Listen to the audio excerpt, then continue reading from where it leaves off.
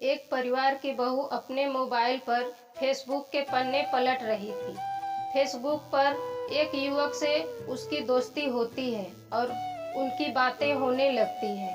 वह युवक उसको विदेश ले जाने की बात करता है और विदेश जाने के लिए 2 लाख का खर्च बताता है। बहू अपने ससुर से 2 लाख रुपए की मांग करती है। ससुर के रुपए ना देने पर बहू ससुर के प्राइवेट पार्ट को काट देती है। नमस्कार दोस्तों, आपका पुष्पा देहाती वॉइस यूट्यूब चैनल पर हार्दिक स्वागत है। दोस्तों, अगर आपको मेरी स्टोरी पसंद आए तो चैनल को सब्सक्राइब और स्टोरी को लाइक और अधिक से अधिक शेयर करने की कृपा करें। इससे मेरा मनोबल बढ़ेगा और मैं आपकी पसंद की स्टोरी लेकर आती रहूँगी। यह स्टोरी गुजरात के खेड़ा जिले के डागौर इलाके की है। वहाँ एक परिवार में 2 बेटे बहू और 45 वर्षीय परिवार का मुखिया जगदीश शर्मा रहता है। छोटी बहू रंगीन मिजाज की थी और ससुर के साथ उसका अवैध संबंध चल रहा था।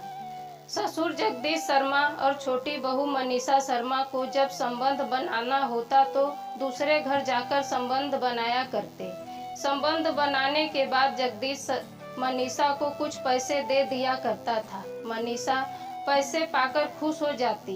इसी तरह निरंतर चलता रहता है। मनीषा तो रंगीन मिजाज थी ही।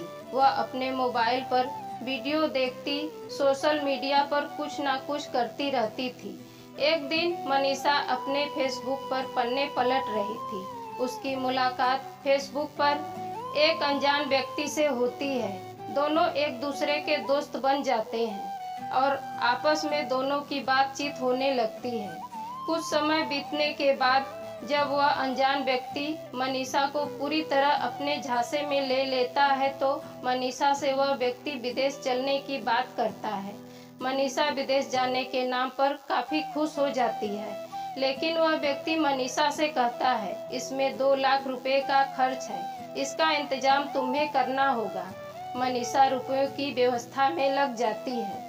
उसके बाद मनीषा का ससुर जगदीश शर्मा अचानक से कहीं गायब हो जाता है।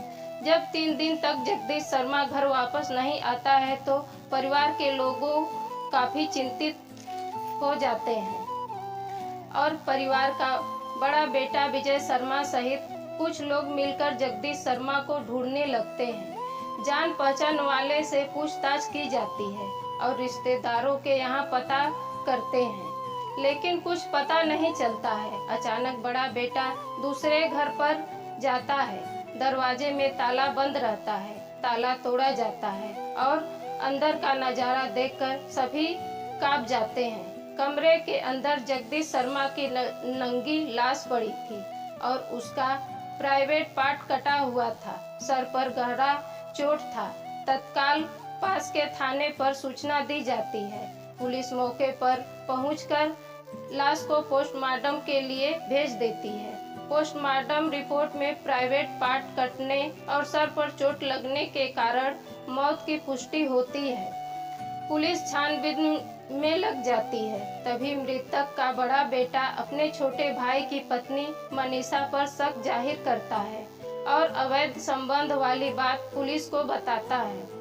पुलिस मनीषा को थाने ले जाती है और पूछताछ शुरू करती है। मनीषा शर्मा जब टूटती है तो पुलिस के सामने सारी सच्चाई बताती है। इस निर्मम हत्या की सच्चाई जानकर सभी हैरान और परेशान हो जाते हैं।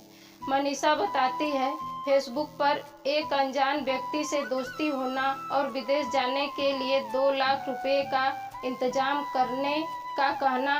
उसके बाद मनीषा बताती है वह अपने ससुर से 2 लाख की मांग करती है। ससुर जगदीश शर्मा रुपए देने से इनकार कर देता है। उस पर मनीषा को गुस्सा आता है और अपने ससुर की मौत का षड्यंत्र रच देती है। मनीषा एक दिन अपने ससुर को लेकर दूसरे घर जाती है और दोनों संबंध बनाते हैं। उसी समय मनीषा मौका देखकर अपने ससुर जगदीश शर्मा के प्राइवेट पार्ट को तेज धार औजार से काट देती है। उसके बाद उसने सर पर वार किया, जिसके कारण जगदीश शर्मा की मौत हो गई और मनीषा बाहर से ताला लगाकर घर वापस आ गई और परिवार में सामान्य तरह से रहने लगी। जैसे कुछ हुआ ही नहीं है। जगदीश शर्मा के गायब होने के बाद परिवार के साथ मनीषा भी ढूंढने में साथ दे रही थी ताकि किसी को शक ना हो। पुलिस सभी सच्चाई जानने के बाद संबंधित कार्रवाई में जुट जाती है।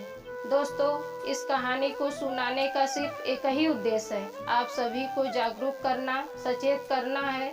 किसी के भावनाओं को ठेस पहुंचाना और ना ही किसी को दुख देना है, बल्कि इस चैनल के माध्यम से समाज में एक संदेश पहुंचाने की कोशिश की गई है। मैं आप सभी से निवेदन करती हूँ, आप सभी इस तरह के अपराध से बचें। आप सभी जहाँ भी हैं सुरक्षित रहें, अपने परिवार और समाज को सुरक्षित रखें।